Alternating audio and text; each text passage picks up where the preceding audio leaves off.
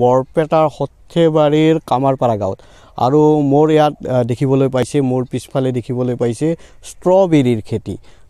খেতি সাধাৰণতে দেখা যায় যে আমাৰ বিভিন্ন ধৰণৰ খেতি হয় কিন্তু ষ্ট্ৰবেৰীৰ খেতিয়ক বা খেতি কৰা মানুহ খুবেই কম আছে কি সুন্দৰকৈ ষ্ট্ৰবেৰী লাগি আছে দেখিছে ষ্ট্ৰবেৰী দেখাতে সুন্দৰ আৰু ইয়াৰ চাহিদাও ভাল ইয়াৰ মাৰ্কেটখনো ভাল খুবেই ভাল আৰু এই যিজন খেতিয়ক পৰমেশ্বৰ ডেকা তেওঁ প্ৰতি বছৰেই ইয়াত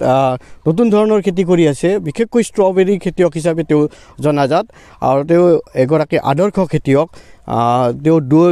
দম্পতীয়ে লগ লাগি ইয়াতে খেতি কৰে আপুনি ষ্ট্ৰবেৰী খেতি কৰিছে অতি সুন্দৰ খেতি কেনেকুৱা আসলতে মই খেতিটোক এটা শিল্প হিচাপে লওঁ আমাৰ চিত্ৰশিল্পীসকলে ৰং আৰু তুলিকাৰে কেনভাছত ছবি আঁকে আমি ঘাম আৰু পৰিশ্ৰমেৰে পথাৰত ছবি আঁকো আমাৰ ছবিটো হ'ল সেউজীয়া ছবি জীয়া ছবি আৰু এই কৃষিও এটা শিল্প যি শিল্পই আমাক জীয়াই ৰাখে গতিকে মোৰ গতানুগতিক খেতি মই তেনেকৈ কম কৰোঁ সাধাৰণতে মই ব্লেক ৰাইচৰ পৰা ড্ৰেগন ফ্ৰুটৰ পৰা ষ্ট্ৰবেৰী কৰোঁ ষ্ট্ৰবেৰী আজি 5 বছৰ হ'ল কৰা আপোনালোকেতো দেখিছে ষ্ট্ৰবেৰীত মই যথেষ্ট সফল যোৱা বছৰ অৱশ্যে লকডাউনৰ কাৰণে লছ হৈছে তাৰ কাৰণে আক্ষেপো নাই এইবাৰ আপুনি কিমান খেতি কৰিছে এইবাৰ মই 2 বিঘা লগাইছোঁ ইয়াৰে পলিবোৰ আমাৰ বৰপেটা জিলা কৃষি বিভাগে যোগান ধৰিছে 6000 পলি তেখেতসকলে পলিবোৰ দিছে এইবাৰ মই পলি কিনা নাই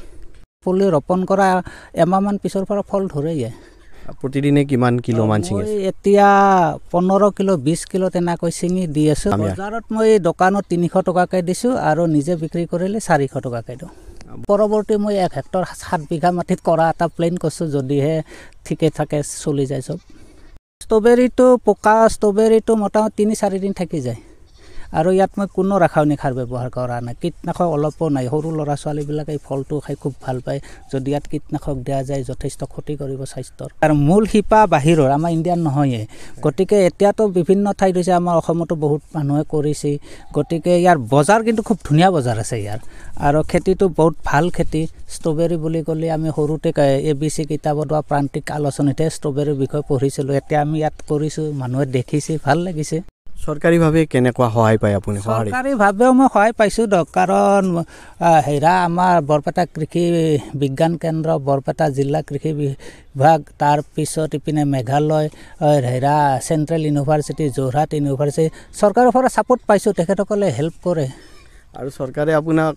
বহুত আদৰণিও জনাইছে মোক দিলে চৰকাৰে মুখ্যমন্ত্ৰী শ্ৰেষ্ঠ কৃষক সন্মান বঁটা দিলে তাৰপিছত মেঘালয়ৰ পৰা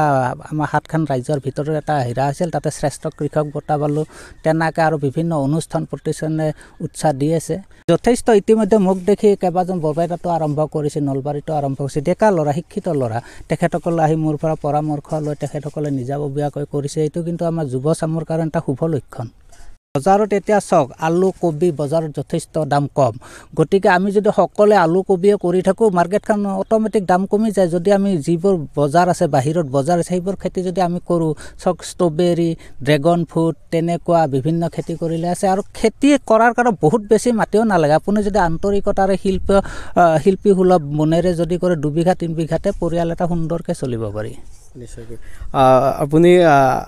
উৎসাহিত কৰিব নিশ্চয় সকলোকে মই এইটোৱে কওঁ যে আমাৰ অসমৰ বহুত ডেকা ল'ৰা বাহিৰৰ কোম্পানীত বহুত কঠোৰ পৰিশ্ৰম কৰি আছে তেখেতসকলে আহি নিজৰ মাটি নাথাকিলেও লিজত লগ সেই মাটি খেতি কৰক কৃষি উদ্যোগী কৰক আৰু চৰকাৰেও নিশ্চয় ছাপোৰ্ট দিব এইবাৰ আপোনাৰ কিমান খৰচ হৈছে এইবাৰ খৰচটো মোৰ কম হৈছে যিহেতুকে পলিটো মোক আমাৰ চৰকাৰে যোগান ধৰিছে লেবাৰটো মই নিজে কৰিছোঁ মোটামুটি 20-25 হাজাৰমান খৰচ হৈছে আৰু এনেই যদি আপুনি পলি কিনিব লাগিল হয় তেতিয়া কিমান খৰচ হ'ল পলি কিনিলে একোটা পলি মোটামুটি 20 টকাকৈ পৰে ঘৰ আহি পতে 22 টকা পৰে গতিকে তেনেকৈ হিচাপ কৰিলে হাজাৰে বহুত কৰিম মোটামুটি এইখিনি কৰিলে মোৰ 1.5 লাখ 2 লাখ টকা খৰচ হ'লহেঁতেন এই খেতিৰ দৰাত কিমান মান পাব বুলি ভাবিছে খেতিৰ দৰাটো এনেকুৱাকৈ বতৰে ঠিকে থাকিলে মোটামুটি 3 পাৰ হৈ যাব বুলি ভাবিছোঁ 3 লাখ মান টকা কিমান মাহৰ খেতি হয় এইটো আমি এপ্ৰিললৈকে বেছি থাকিব পাৰিম যদিহে বৰষুণ